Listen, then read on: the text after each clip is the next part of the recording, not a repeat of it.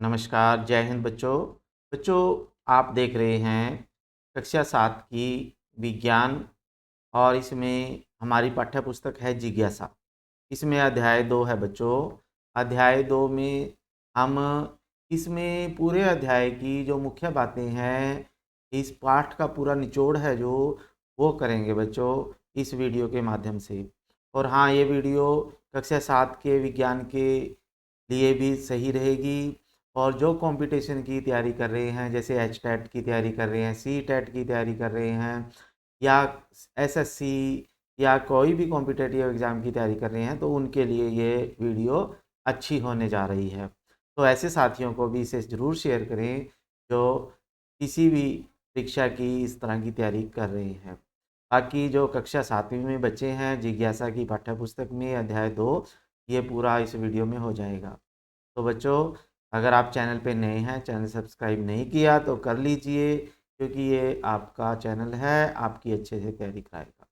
तो हमारे पास अध्याय 2 है ये, पदार्थों का अन्वेषण, अम्लीय, क्षारीय और उदासीन अध्याय का नाम है बच्चों। तो इस अध्याय का जो पूरा निचोड़ है हमारे पास, वो हम इस वीडियो के माध्यम से करने जा रहे हैं। तो इस अध्याय में सबसे पहले क्या आता है बच्चों? इस अध्याय में सबसे पहले एक मेले का आयोजन किया गया, विज्ञान मेले का आयोजन किया गया। तो क्या यह जादू है या पदार्थों का रसायन विज्ञान है? यानी सबसे पहले उस रसायन विज्ञान के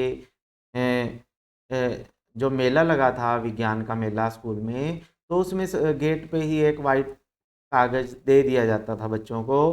और ये देखिए, विज्ञान मेले में खाली सफ़ेद कागज़ पर जब विशिष्ट द्रव का छिड़काव किया गया तो छिपा हुआ संदेश लाल रंग में जादुई रंग में प्रकट हो गया।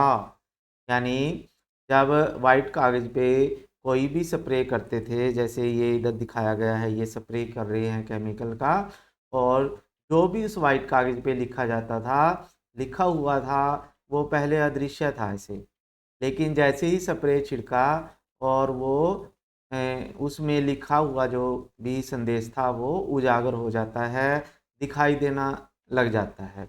तो यह कोई जादू नहीं था बच्चों, यह साबुन क्षार, यानी साबुन के घोल से, जैसे वाइट पेपर पे, सफ़ेद कागज़ पे हमने पानी के साबुन के पानी के साथ अगर कुछ लिख दिया, उसको सुखा दिया, तो वो अदृश्य हो जाता है। लेकिन जब उसके ऊपर हल्दी के लेप का छिड़काव करते हैं, तो ये पदार्थ एक दूसरे के साथ संपर्क में आकर रंग कैसे बदलते हैं। यानी जब भी हम, जैसे इसने स्वागत लिख दिया इसमें, ठीक है, या आपका स्वागत है, इस मेले में आपका स्वागत है, ऐसे लिखा होता है, साबुन के पानी के साथ ये लिख देते हैं। जब इसके ऊपर हमने हल्दी का के लेप का स्प्रे किया, या हल्दी पाउडर पानी में मिक्स करके उसके ऊपर ये स्प्रे कर देते हैं, तो ये जो साबुन के पानी के साथ लिखा हुआ था, साबुन के पानी के साथ हल्दी अभिक्रिया करती है और वो लाल भूरे रंग में संदेश हमें दिखाई देना शुरू लग जाता है। तो ये रासायनिक अभिक्रिया थी एक तरह से, जो हल्दी और साबुन के पानी के बीच में हो रही थी। तो इसमें यही था। आगे चलते हैं बच्चों। अब इसमें जो पदार्थ हैं मुख्य रूप से 3, स्वाद और स्पर्श के आधार पर पदार्थों को हमने त्रिस्तरीय वर्गीकृत किया गया है। यानी इस अध्याय में हमने 3 तरह के पदार्थों के विषय में बात की। एक है जैसे अम्लीय पदार्थ, इसे एसिडिक बोलते हैं, अम्लीय पदार्थ या एसिडिक पदार्थ। तो इसमें स्वाद खट्टा होता है और ये तीखे होते हैं, यानी इनका स्वाद खट्टा और तीखे होते हैं ये। और ये नींबू है, जैसे इमली है, इनमें इनका स्वाद खट्टा होता है। क्यों? क्योंकि ये अम्ल होता है इनमें, अम्लीय होने की वजह से। फिर आता है क्षारीय पदार्थ। क्षारीय पदार्थ जैसे बेसिक इसे इंग्लिश में बोलते हैं, क्षारीय हिंदी में बोलते हैं। तो स्वाद में कड़वे होते हैं ये, और छूने पर ये चिकने लगते हैं। जैसे साबुन को जब हम छूते हैं ना, तो वो चिकनाहट सी आ जाती है, चिकने चिकने लगते हैं। तो जैसे साबुन का पानी और जो बेकिंग सोडा है, तो ये सभी क्या हैं बच्चों? ये क्या है, क्षारीय पदार्थ हैं या बेसिक मैटर्स हैं। फिर उसके बाद आता है उदासीन या न्यूट्रल। उदासीन या न्यूट्रल, तो संतुलित, जो न खट्टे हों और न कड़वे, यानी ऐसे कोई भी पदार्थ जो न तो खट्टे हों न कड़वे हों, जैसे शुद्ध जल है, नमक है, तो ये उदासीन होते हैं, ये लवण होते हैं और इसे न्यूट्रल बोलते हैं। जब अम्ल और क्षार आपस में मिलते हैं ना, जब अम्ल और क्षार ये दोनों आपस में मिलते हैं तो उदासीनीकरण अभिक्रिया होती है बच्चों, न्यूट्रलाइजेशन रिएक्शन होती है। When we add acid and base then neutralization reaction takes place. ठीक है, तो ये आप करेंगे। उसके बाद आगे चलते हैं बच्चों, जो अम्ल हैं, अम्लों के अब गुण लिख लेते हैं। अम्लीय पदार्थ की प्रकृति, खट्टे और तीखे रसायन जो होते हैं उनकी क्या होती है, प्रॉपर्टीज क्या होती हैं उनकी। तो ये प्रश्न आ जाता है कई बार, अम्लीय और क्षारीय पदार्थों में अंतर। तो एक तो अंतर यही हो गया, अम्ल स्वाद में खट्टे होते हैं। दूसरा हो गया, ये नीले लिटमस को लाल रंग में बदल देते हैं। नीले लिटमस को ये लाल रंग में बदलते हैं बच्चों। और अम्ल जो हमारे पास पाए जाते हैं, विभिन्न पदार्थ हैं जैसे हमारे पास, जैसे नींबू संतरा है, ये नींबू और संतरा है, तो इसमें सिट्रिक अम्ल पाया जाता है। ये वेरी इंपॉर्टेंट प्रश्न है बच्चों कि विभिन्न प्रकार के पदार्थ होते हैं और वो पूछ लेते हैं कि इनमें किस तरह के अम्ल पाए जाते हैं, कौन से अम्ल पाए जाते हैं, एसिड कौन से होते हैं, सिट्रिक एसिड या अम्ल होता है। दही में लैक्टिक अम्ल या लैक्टिक एसिड होता है बच्चों, दही दूध में लैक्टिक एसिड या लैक्टिक अम्ल होता है बच्चों। फिर आता है सिरका। सिरका होता है जो अचार वगैरह में डालने के काम आता है बच्चों, इसमें एसिटिक एसिड या एसिटिक अम्ल होता है। फिर है चींटी, जब काट जाती है हमें तो हमारे शरीर में वहीं पे लाल धब्बा बन जाता है। वो क्यों बन जाता है बच्चों, क्योंकि चींटी का डंक जब लगता है ना, तो चींटी हमारे शरीर में फॉर्मिक या मैथेनोइक अम्ल छोड़ देती है, फॉर्मिक एसिड छोड़ देती है, या मैथेनोइक एसिड भी इसे बोलते हैं। फिर टमाटर, टमाटर में कौन सा ऑक्सैलिक एसिड होता है, ऑक्सैलिक अम्ल होता है बच्चों। और सेब में मैलिक एसिड या मैलिक अम्ल होता है। और भी है हमारे पास, जैसे हम आम है, आम में या इमली में टार्टरिक एसिड होता है, टार्टरिक अम्ल होता है बच्चों। तो ये आप करेंगे। नेक्स्ट पे चलते हैं।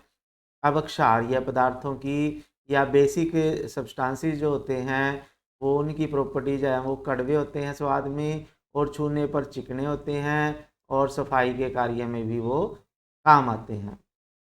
तो इनकी प्रॉपर्टीज या इनके गुण क्या हैं बच्चों, स्वाद में खट्टे होते हैं, सॉरी कड़वे होते हैं ये स्वाद में, क्षारीय पदार्थ या बेसिक सब्सटेंसेस, और छूने पर ये साबुन जैसे चिकने लगते हैं, और लाल लिटमस, रेड लिटमस को ये ब्लू या नीले रंग में बदल देते हैं।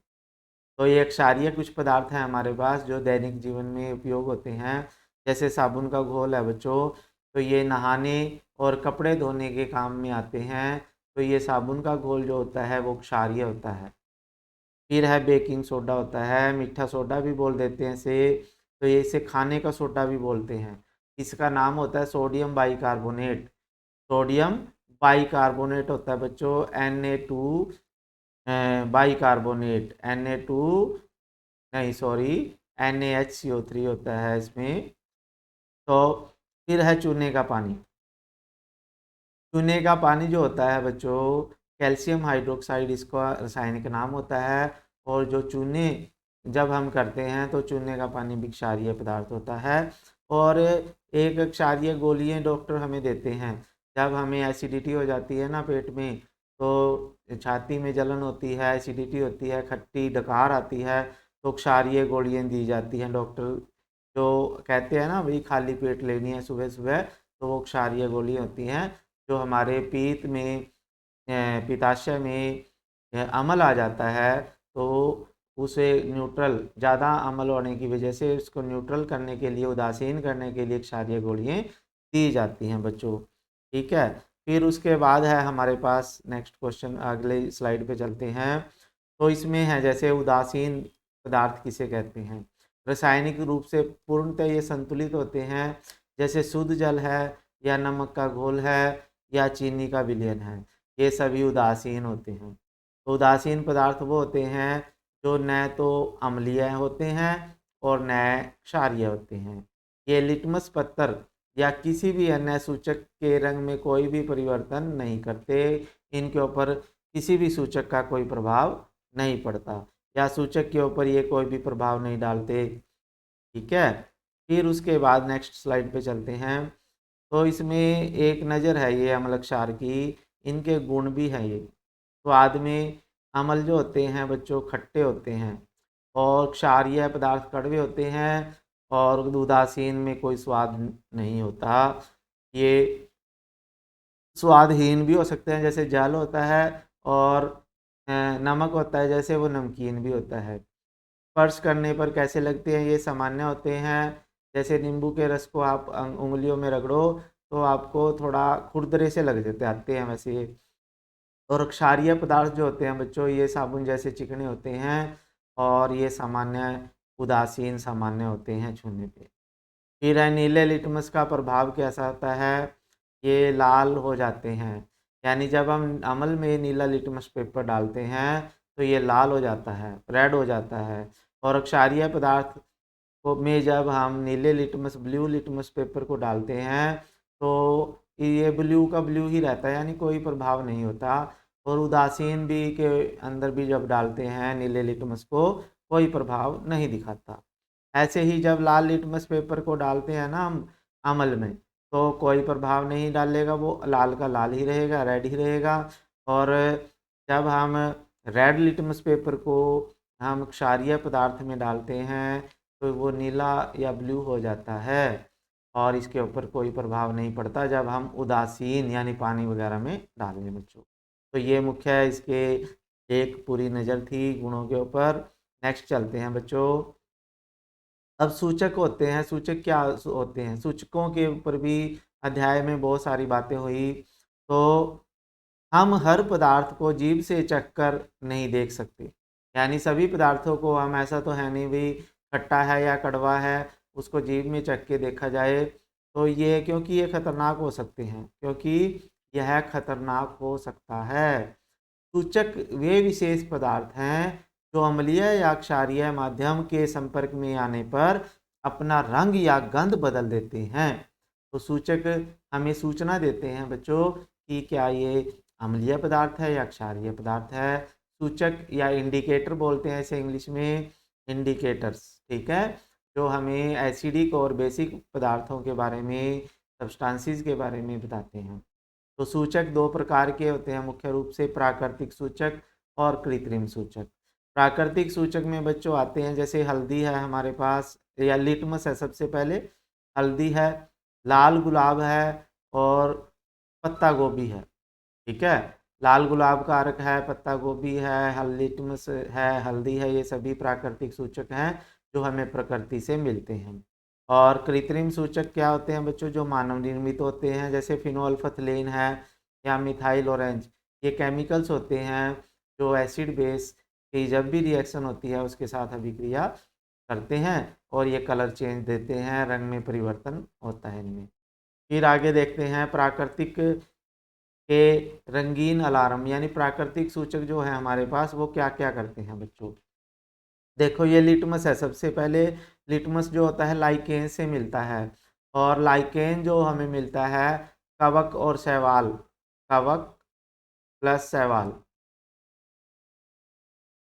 ठीक है, कवक और शैवाल की सहजीविता से लाइकेन होते हैं। ये पेड़ पौधों पे वर्षा ऋतु में ज़्यादा आ जाते हैं बच्चों, इस तरह से काई सी जम जाती है तो इसके रस से हम लिटमस निकालते हैं। और लिटमस लिक्विड फॉर्म में भी होता है द्रव अवस्था में, या उनको कागज़ पे लगा दिया जाता है तो लिटमस पेपर बन जाते हैं। तो ये है अम्ल के साथ तो ये लाल रंग देते हैं बच्चों लिटमस, यानी जब हम अम्लीय पदार्थों में डालेंगे तो वो लाल हो जाएंगे और जब क्षारीय पदार्थों में डालते हैं तो वो नीला हो जाता है बच्चों। ठीक है, अम्ल में लाल और क्षारीय पदार्थ में नीला हो जाता है। फिर है हल्दी, हल्दी भी एक इंडिकेटर होता है, सूचक होता है। तो हल्दी का जब अम्ल के साथ या उदासीन के साथ डालते हैं तो उसका रंग पीला ही रहता है, यानी रंग में कोई परिवर्तन नहीं होता। लेकिन जब इसको क्षार में डालते हैं तो इसका रंग लाल भूरा हो जाता है बच्चों। ये जैसे नीचे दिया गया है, ठीक है। तो यहाँ पे तो अम्ल होते हैं और ये क्षारीय पदार्थ होते हैं नीले रंग में, और यहाँ पे अम्ल या उदासीन और ये क्षारीय पदार्थ के साथ ये लाल भूरा रंग देता है।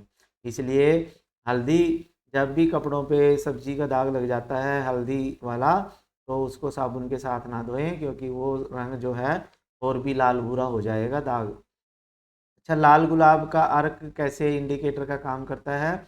ये अम्ल के साथ तो गुलाबी रंग देता है बच्चों, लेकिन क्षार के साथ ये हरा रंग देता है, जैसे ये दिखाया गया है।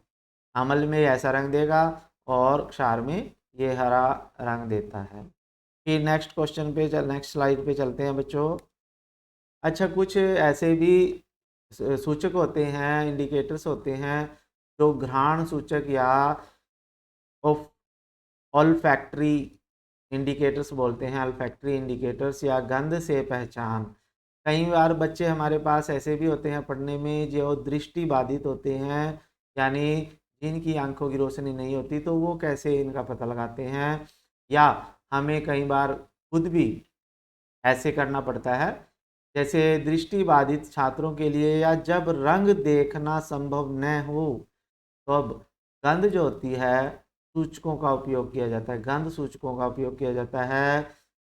ऑल फैक्ट्री इंडिकेटर्स का यूज करते हैं। ये वे पदार्थ हैं जिनकी गंध अम्लीय या क्षारीय माध्यम में बदल जाती है।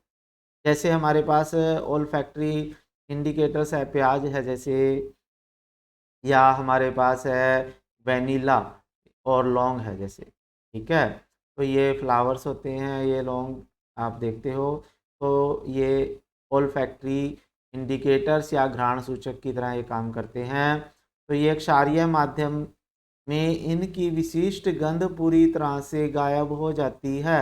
यानी जब हम प्याज के को या लौंग को, वेनिला को, इनको हम इसमें क्षारीय माध्यम में डालेंगे, इसमें क्षार में, क्षार का मतलब जैसे साबुन के घोल में डाल दिया, या मीठे सोडा होता है जो बेकिंग सोडा, उसमें डाल दिया, उसके पानी के घोल में डालेंगे, तब इनकी गंध बिल्कुल ख़त्म हो जाती है।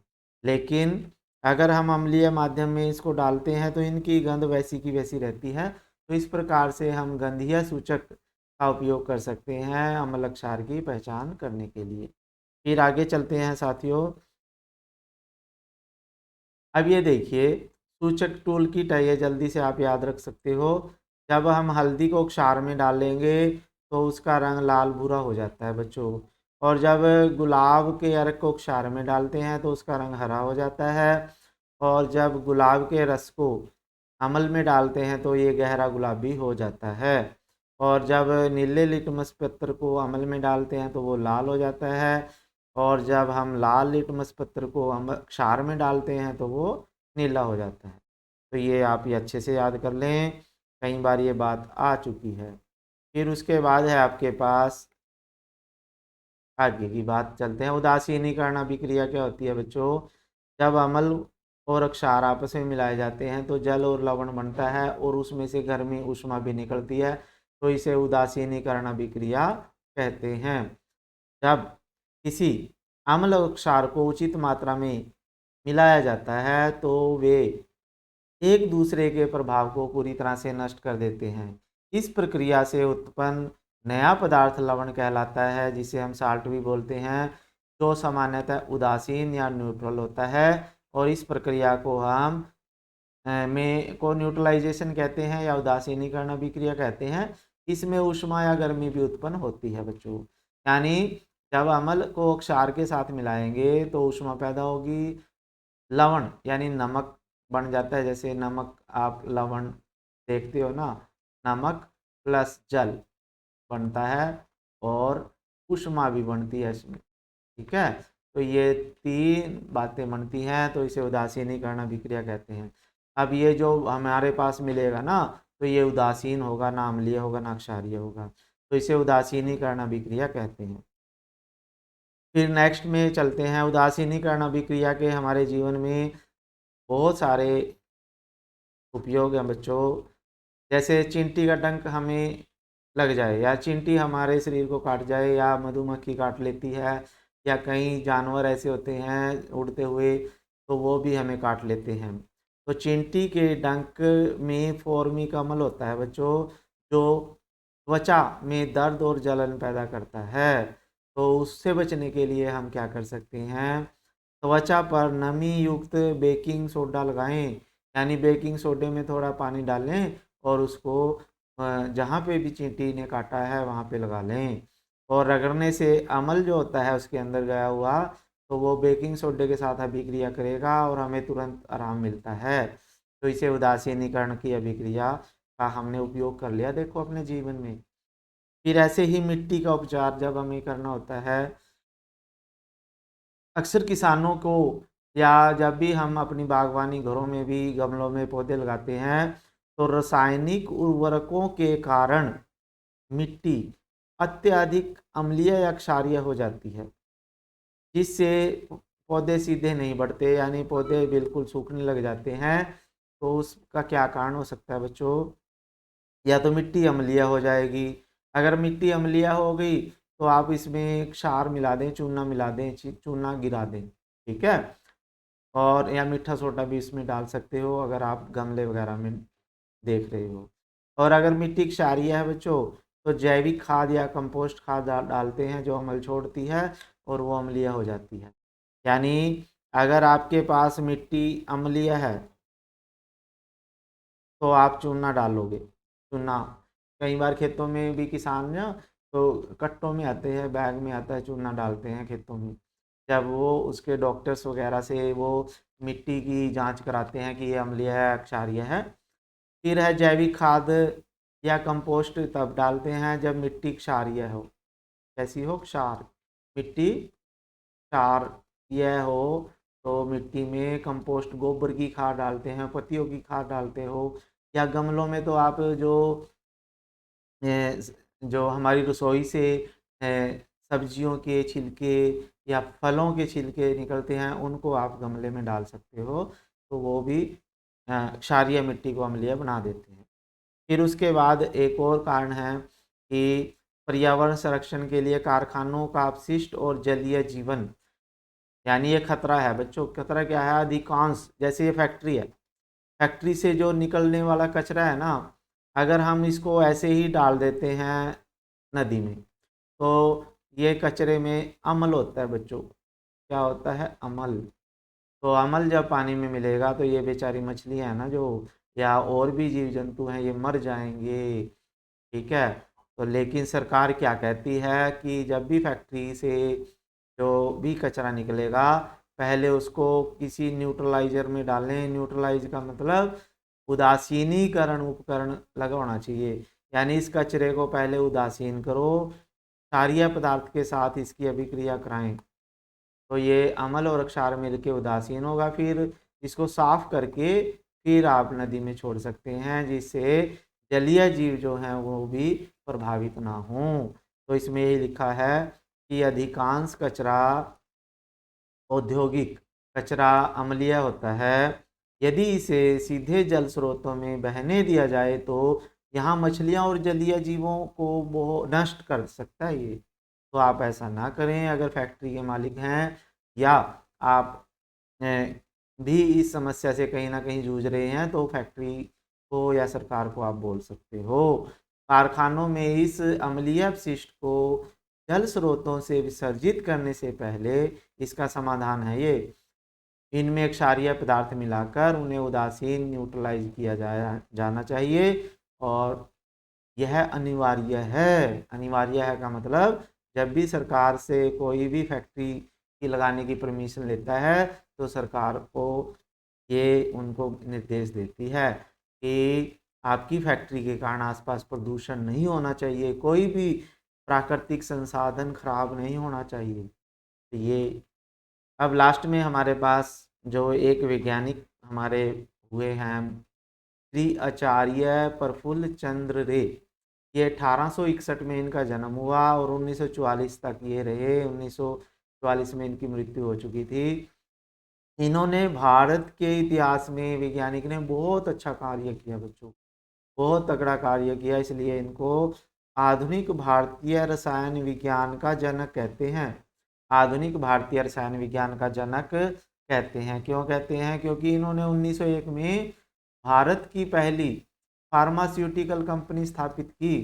यानी सबसे पहले इन्होंने भारत में दवा निर्माण कंपनी की स्थापना की 1901 में। इससे पहले भारत में दवाएं नहीं बनती थी। अब दवाइयों की फैक्ट्री है, काफ़ी सारी लगी हुई है। जितनी भी केमिस्ट से दवाइयाँ मिलती हैं ना बच्चों, वो फैक्ट्रियों में बनती हैं। और 1901 में सबसे पहले आचार्य प्रफुल्ल चंद्र रे ने सबसे पहले ये फैक्ट्री भारत में लगाई थी, इसलिए इसे आधुनिक भारतीय विज्ञान का जनक कहते हैं। और वे शिक्षा, विज्ञान की शिक्षा में मातृभाषा के माध्यम से प्रबल समर्थक थे। यानी उनको कहना था कि जब भी हम विज्ञान पढ़ाएं तो उनको मातृभाषा में ही पढ़ाएं। उनका मानना था कि अपनी भाषा में विज्ञान सीखने से मौलिक सोच और जिज्ञासा का विकास होता है। यह अध्याय उन्हीं की उसी दूरगामी सोच को समर्पित है। यानी उन्होंने कहा था कि बच्चा विज्ञान जितना अपनी मातृभाषा में सीखता है ना और समझता है, उतनी ज़्यादा उसमें जिज्ञासा उत्पन्न होती है, उतना किसी भी भाषा में नहीं होता। और ये बात सच है बच्चों, क्योंकि अगर मैं, एक बच्चा है जो हिंदी में बोलता है और हिंदी में समझता है, और मैं उसको इंग्लिश में ही समझाऊं, हिंदी में बिल्कुल ना समझाऊं, तो उसका आधी एनर्जी तो इंग्लिश से हिंदी में कन्वर्जन में ही लग जाती है।